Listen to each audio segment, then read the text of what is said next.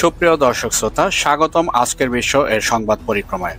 আশা করছি আপনারা সবাই ভালো আছেন এবং সুস্থ আছেন।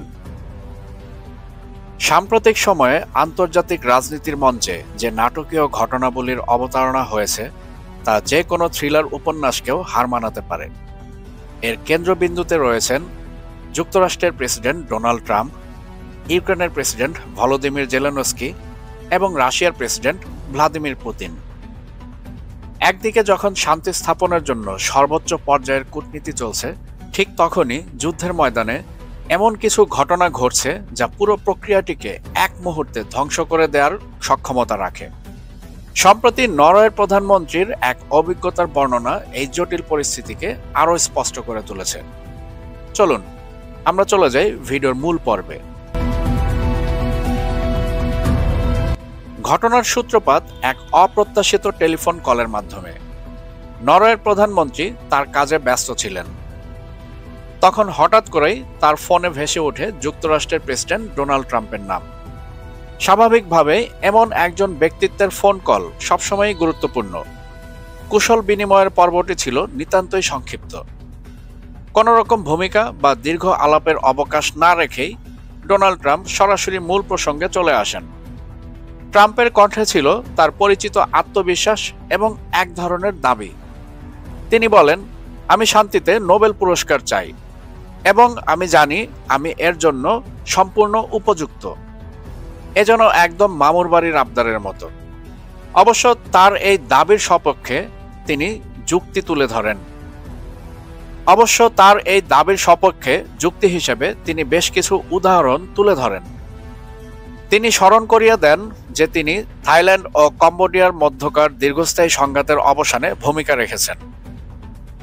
পারমাণবিক শক্তিধর দুই চির প্রতিদ্বন্দ্বী ভারত ও পাকিস্তানের মধ্যে সম্ভাব্য যুদ্ধ থামিয়েছেন এবং নাগর্নো কারাবাখ নিয়ে আজারবাইজান ও আর্মেনিয়ার মধ্যে একটি ঐতিহাসিক শান্তি চুক্তি সম্পাদন করেছেন। তার বক্তব্যের সারমর্ম ছিল, এখন আমি ইউক্রেনের বিধ্বংসী যুদ্ধ থামাতে চলেছি। সুতরাং আমার নতুন করে ব্যাখ্যা করার কোনো প্রয়োজনই নেই যে আমি কেন নোবেল পুরস্কার পাওয়ার যোগ্য। এটা আমাকে দিতেই হবে, কারণ আমি এর প্রাপ্য। ট্রাম্পের এই আত্মবিশ্বাস কেবল ফাঁকা বলি ছিল না, তিনি সত্যিই ইউক্রেন যুদ্ধের অবসানের জন্য একটি বড় ধরনের কূটনৈতিক উদ্যোগ গ্রহণ করেছিলেন। আর এর অংশ হিসেবে তিনি প্রথমে রাশিয়ার প্রেসিডেন্ট ভ্লাদিমির পুতিনের সঙ্গে আলাস্কার বরফ শীতল পরিবেশে এক বিরল বৈঠকে মিলিত হন বিগত 15ই আগস্ট। এই বৈঠকটি ছিল অত্যন্ত গোপনীয় এবং এর মধ্য দিয়ে ট্রাম্প পুতিনকে শান্তি প্রক্রিয়ায় আনতে সক্ষম হন বলে ধারণা করা হচ্ছিল। এর পরের ধাপ ছিল আরও বড়। বিগত 18ই আগস্ট ওয়াশিংটনে আয়োজন করা হয় এক শীর্ষ সম্মেলনের, যেখানে ইউরোপীয় ইউনিয়নের সকল শীর্ষ নেতা এবং ইউক্রেনের প্রেসিডেন্ট জেলেনস্কিকে আমন্ত্রণ জানানো হয়। ডোনাল্ড ট্রাম্প অনেকটাই নিশ্চিত ছিলেন যে তার মধ্যস্থতায় এই সম্মেলনের মাধ্যমেই তিনি হয়তো ইউক্রেন যুদ্ধের একটি সম্মানজনক সমাপ্তি টানতে চলেছেন। কিন্তু তিনি হয়তো বুঝতে পারেননি যে এই শান্তি প্রক্রিয়ার পথটি কতটা কঠিন ও চ্যালেঞ্জিং ছিল। বিশেষ করে ইউক্রেনের প্রেসিডেন্ট জেলেনস্কির জন্য এই পরিস্থিতি ছিল এক অগ্নি পরীক্ষার মতো। তার সামনে তখন মূলত দুইটি পথই খোলা ছিল।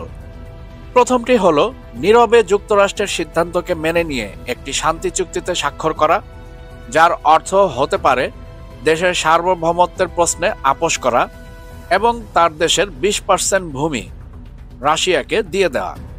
আর দ্বিতীয় পথটি ছিল অত্যন্ত ঝুঁকিপূর্ণ, যুক্তরাষ্ট্রের সিদ্ধান্তের বিরুদ্ধে এক প্রকার বিদ্রোহ ঘোষণা করে রাশিয়ার উপর সামরিক হামলা আরও জোরদার করা, যাতে রাশিয়া নিজেই বিরক্ত হয়ে বা ক্ষুব্ধ হয়ে শান্তি আলোচনা থেকে বেরিয়ে যায়। বিশ্বকে হতবাক করে দিয়ে প্রেসিডেন্ট জেলেনস্কি দ্বিতীয় অর্থাৎ ঝুঁকিপূর্ণ পথটি বেছে নেন। যুক্তরাষ্ট্রের মাটিতে শান্তি আলোচনার পর্ব শেষ করে যখন তিনি ইউক্রেনের পথে উড়োজাহাজে অর্থাৎ আকাশ পথে থাকা অবস্থাতেই তিনি তার সামরিক কমান্ডারদের কাছে এক কঠোর নির্দেশ পাঠান, রাশিয়ার বিরুদ্ধে হামলা জোরদার করো। এই নির্দেশের ফল ছিল মারাত্মক এবং তাৎক্ষণিক। ইউক্রেনীয় বাহিনীর রাশিয়ার রসদ সরবরাহ শৃঙ্খলের উপর এক অভাবনীয় আঘাত হানে। খার্কিভ অঞ্চলের ভেতর দিয়ে যাওয়া একটি জ্বালানিবাহী রুশ ট্রেনকে লক্ষ্য করে চালানো হয় এক বিধ্বংসী হামলা। এই ট্রেনটি ঝাপোরিঝিয়া থেকে খার্কিভে রুশ সৈন্যদের জন্য জরুরি লজিস্টিক সাপোর্ট অর্থাৎ জ্বালানি এবং রসদ নিয়ে যাচ্ছিল, এবং এটি ছিল ওই রুটের একটি অন্যতম প্রধান সরবরাহ মাধ্যম। ইউক্রেন তাদের দূরপাল্লার কামিকাজি ড্রোন ব্যবহার করে এই হামলাটি পরিচালনা করে। এই ড্রোনগুলো টিভি গাইডেড, যার অর্থ হলো এগুলো শত শত কিলোমিটার দূর থেকে লক্ষ্যবস্তুকে নিখুঁতভাবে শনাক্ত ও পর্যবেক্ষণ করে আঘাত হানতে সক্ষম। হামলার পূর্বে ইউক্রেনীয় গোয়েন্দারা পুরো ট্রেনটির অবস্থান এবং এর সবচাইতে দুর্বল স্থানগুলো চিহ্নিত করে। এরপর সরাসরি ট্রেনের ইঞ্জিন এবং সেই বগিগুলোকে লক্ষ্য করে ড্রোন হামলা চালানো হয়, যেখানে রুশ সৈন্য এবং ট্রেনের কর্মচারীরা অবস্থান করছিল। হামলাটি এতটাই নিখুঁত এবং শক্তিশালী ছিল যে রুশ গণমাধ্যম এবং সামরিক সূত্রগুলো নিশ্চিত করে যে সেই ট্রেনের ভেতরে থাকা একজন সৈন্য বা নাগরিকও আর বেঁচে নেই। বিগত 5 থেকে 6 মাসের মধ্যে রাশিয়ার বিরুদ্ধে ইউক্রেনের একক বৃহত্তম এবং সবচাইতে সফল হামলা ছিল এটি। যে মুহূর্তে আন্তর্জাতিক অঙ্গনে বলা হচ্ছিল যে শান্তি প্রক্রিয়ার চাপে ইউক্রেন কোণঠাসা হয়ে পড়েছে, ঠিক তখনই সেই মুহূর্তে এই হামলার মাধ্যমে ইউক্রেন তার সামরিক সক্ষমতা এবং অস্তিত্বের জানান দিল। কিন্তু ইউক্রেনের বিদ্রোহ এখানেই থেমে থাকেনি।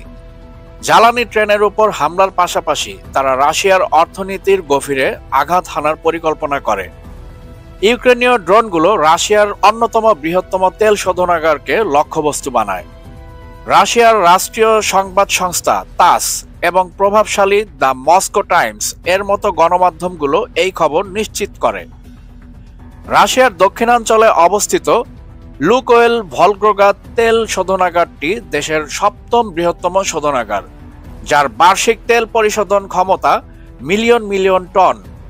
এই স্থাপনাটির উপর ইউক্রেন একযোগে ব্যাপক ড্রোন হামলা চালায়। প্রাপ্ত তথ্য অনুযায়ী এই হামলায় অন্তত 120টিরও বেশি দূরপাল্লার কামিকাজি ড্রোন ব্যবহার করা হয়েছিল।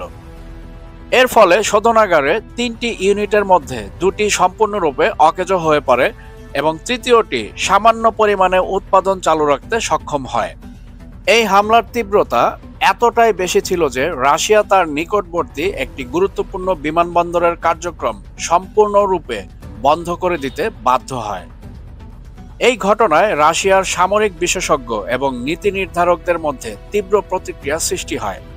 তারা ইউক্রেনের এই পদক্ষেপকে চরম বিশ্বাসঘাতকতা বলে অভিহিত করেন। তাদের মতে, যখন শান্তি প্রতিষ্ঠার জন্য আলোচনা চলছে, তখন এই ধরনের হামলা সরাসরি শান্তি প্রক্রিয়ার মূলে কুঠারাঘাত করার শামিল। এটি প্রমাণ করে যে ইউক্রেন আসলে যুদ্ধবিরতি বা শান্তি কোনোটিই চায় না। এখানে উল্লেখ্য যে ওয়াশিংটনে ইউরোপীয় ইউনিয়নের নেতা ও ডোনাল্ড ট্রাম্পের সঙ্গে জেলেনস্কির শান্তি আলোচনার বৈঠক শেষ হওয়ার পরপরই, এমনকি তিনি দেশে ফেরার পূর্বেই এই শক্তিশালী হামলাগুলো সংঘটিত হয়। স্বাভাবিকভাবেই রাশিয়াও এর পাল্টা জবাব দিতে দেরি করেনি। রুশ বাহিনী ইউক্রেনের বিভিন্ন স্থানে ক্ষেপণাস্ত্র হামলা চালায় এবং শেষ খবর পাওয়া পর্যন্ত এই পাল্টা হামলায় অন্তত 11 জন ইউক্রেনীয় নাগরিক নিহত হয়েছেন। এই পরিস্থিতিকে বুঝতে হলে যুদ্ধের দীর্ঘ প্রেক্ষাপট বিবেচনা করা প্রয়োজন। দীর্ঘ 4 বছর ধরে, অর্থাৎ 2022 সালের পূর্ণাঙ্গ আগ্রাসন এবং তার পূর্বের সময়কাল মিলিয়ে ইউক্রেন এক অসম যুদ্ধে লিপ্ত রয়েছে। বহির্বিশ্বে জেলেনস্কির নেতৃত্ব নিয়ে নানা প্রশ্ন বা সমালোচনা থাকলেও ইউক্রেনের সাধারণ মানুষ রাশিয়ার বিরুদ্ধে নিজেদের অস্তিত্ব রক্ষার জন্য স্বতঃস্ফূর্তভাবে লড়াই করছে। এর মূল কারণ হল রাশিয়ার প্রতি তাদের ঐতিহাসিক অবিশ্বাস। তারা ভালো করেই জানে যে রাশিয়া কোনো ধরনের শান্তি চুক্তিকেই সম্মান করবে না। তাদের ইতিহাস বেইমানি এবং চুক্তি লঙ্ঘনের ঘটনায় পরিপূর্ণ। ইউক্রেনীয়দের আশঙ্কা, এখন যদি তারা যুদ্ধবিরতিতে রাজিও হয়, ভবিষ্যতেও রাশিয়া পুনরায় শক্তি সঞ্চয় করে আবার হামলা করবে। সুতরাং তাদের সামনে লড়াই চালিয়ে যাওয়া ছাড়া আর কোনো বিকল্প নেই। এই গণসমর্থনের কারণেই ইউক্রেনের সামরিক বাহিনীতে সদস্য পেতে কখনোই তেমন কোনো সমস্যায় পড়তে হয়নি। ইউরোপীয় ইউনিয়ন এবং যুক্তরাষ্ট্রের মধ্যস্থতায় যে শান্তি আলোচনা চলছিল তাতে ইউক্রেনের জনগণ এবং নেতৃত্ব একটি অকাট্য গ্যারান্টি বা নিশ্চয়তা চেয়েছিল, আর সেটা হলো নিরাপত্তার গ্যারান্টি। তারা চেয়েছিল এমন একটি নিশ্চয়তা যা নিশ্চিত করবে যে রাশিয়া ভবিষ্যতে আর কখনো আক্রমণ করবে না। ইউক্রেন হয়তো নিজেদের ভূখণ্ড রাশিয়ার হাতে ছেড়ে দিতেও রাজি ছিল, কিন্তু তার বিনিময়ে রাশিয়া যে আর আগ্রাসন চালাবে না, এবং যদি চালায় তবে ইউরোপীয় ইউনিয়ন এবং ন্যাটো ঠিক কী ধরনের পদক্ষেপ নেবে সে বিষয়ে শান্তি চুক্তিতে সুনির্দিষ্ট কোনো ধারা উল্লেখ করা হচ্ছিল না। ইউক্রেনকে মৌখিকভাবে বলা হচ্ছিল যে ন্যাটোর আর্টিকেল 5 অধীনে তাদের নিরাপত্তা দেওয়া হবে, কিন্তু একই সাথে শর্ত জুড়ে দেওয়া হচ্ছিল ইউক্রেনের মাটিতে ন্যাটোর কোনো স্থায়ী সামরিক ঘাঁটি স্থাপন করা যাবে না। এতেই ইউক্রেনের মূল আপত্তি। তাদের প্রশ্ন হলো, যদি অতর্কিতভাবে রাশিয়া আবার হামলা করে তাহলে কি হবে? ঘাঁটিবিহীন ন্যাটো সহায়তা আসতে যে সময় লাগবে তার মধ্যে রাশিয়া হয়তো দেশের একটা বড় অংশ দখল করে নেবে। তাহলে এই দীর্ঘ 4 বছরের রক্তক্ষয়ী যুদ্ধের অর্জন কি থাকলো? 2014 সালের পূর্বে ইউক্রেনের রাশিয়ার সমর্থিত এক স্বৈরশাসক ছিল।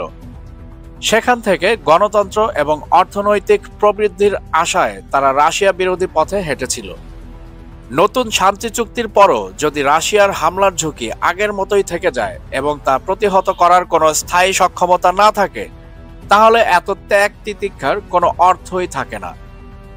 এই অচলাবস্থা কাটাতেই ইউক্রেন এক যুগান্তকারী প্রস্তাব দেয়। তারা যুক্তরাষ্ট্র এবং ইউরোপীয় ইউনিয়নকে জানায় যে তাদের অবশিষ্ট ভূখণ্ডকে অবশ্যই ন্যাটোর পূর্ণ সদস্য হিসেবে অন্তর্ভুক্ত করতে হবে এবং সেখানে ন্যাটোর সামরিক ঘাঁটি প্রতিষ্ঠা করতে হবে। আর এর বিনিময়ে ইউক্রেন যুক্তরাষ্ট্র থেকে $100 বিলিয়ন অস্ত্র ও সামরিক সরঞ্জাম ক্রয় করবে। তারা এই প্রস্তাবও দেয় যে যুদ্ধ পরিস্থিতি স্বাভাবিক হলে ইউক্রেন তার দেশের অর্থনীতিকে পুনর্গঠন করে এবং উৎপাদিত খাদ্যশস্য বিশ্ববাজারে রপ্তানি করে এই বিপুল পরিমাণ অর্থ যুক্তরাষ্ট্রকে পরিশোধ করবে। এই প্রস্তাবটি যুক্তরাষ্ট্রের জন্য এক নতুন সমীকরণ তৈরি করেছে, কারণ এতদিন পর্যন্ত যুক্তরাষ্ট্র নিজের অর্থ খরচ করে ইউক্রেনকে অস্ত্র দিয়ে সাহায্য করছিল। এখন ইউক্রেন নিজস্ব তহবিল থেকে বিলিয়ন বিলিয়ন ডলারের অস্ত্র ক্রয়ের প্রস্তাব দিচ্ছে, যা মার্কিন অর্থনীতি এবং অস্ত্র শিল্পের জন্য একটি বিশাল সুযোগ। সুতরাং পরিস্থিতি এখন অত্যন্ত জটিল। শান্তি প্রক্রিয়া নিঃসন্দেহে একটি মহৎ উদ্যোগ, তবে ইউক্রেনের প্রেসিডেন্ট জেলেনস্কি, রাশিয়ার প্রেসিডেন্ট পুতিন এবং যুক্তরাষ্ট্রের প্রেসিডেন্ট ডোনাল্ড ট্রাম্প এই 3 পক্ষের জন্য এমন একটি আন্তরিক ও বিশ্বাসযোগ্য পরিস্থিতিতে পৌঁছানো মোটেও সহজ কাজ নয়। তাদের সবাইকে এক দীর্ঘ এবং কণ্টকাকীর্ণ পথ পাড়ি দিতে হবে, আর এটাই হলো বর্তমান ভূরাজনৈতিক কঠিন বাস্তবতা। বন্ধুগণ, আপনারা কি মনে করেন, ডোনাল্ড ট্রাম্পের পক্ষে কি আদৌ সম্ভব একটি শান্তিপূর্ণ সমাধান এই পৃথিবীকে উপহার দেয়া, যাতে করে তিনি দাবি করতে পারেন তিনি শান্তিতে নোবেল পুরস্কারের যোগ্য? অথবা ইউরোপিয়ান ইউনিয়নই কি পারবে ইউক্রেন এবং রাশিয়ার মধ্যকার জ্বলন্ত এই আগুন নেভাতে? আপনাদের মতামত অবশ্যই আমাদেরকে কমেন্টে জানাবেন। আর পরবর্তীতে কি ধরনের ভিডিও আপনারা দেখতে চান সেই বিষয়েও আপনাদের মতামতগুলো আমাদের সাথে শেয়ার করবেন। ভিডিও শেষ করার পূর্বে আপনাদের কাছে অনুরোধ থাকবে আমাদের চ্যানেলটি সাবস্ক্রাইব করে আমাদের সঙ্গেই থাকবেন এবং সেই সাথে সাথে all bell icon notification on করে দিবেন, যাতে করে পরবর্তী যে কোনো আপডেট আপনি সবার আগে পেতে পারেন। আর অবশ্যই আমাদের ভিডিও লাইক এবং শেয়ার করবেন। বন্ধুগণ, ভিডিও আজকার দীর্ঘায়িত করছি না। আমি আপনাদের সবার সুস্বাস্থ্য কামনা করছি। আপনারা সবাই ভালো থাকবেন, সুস্থ থাকবেন। আজকের বিষয়ের সাথে থাকার জন্য আন্তরিক ধন্যবাদ।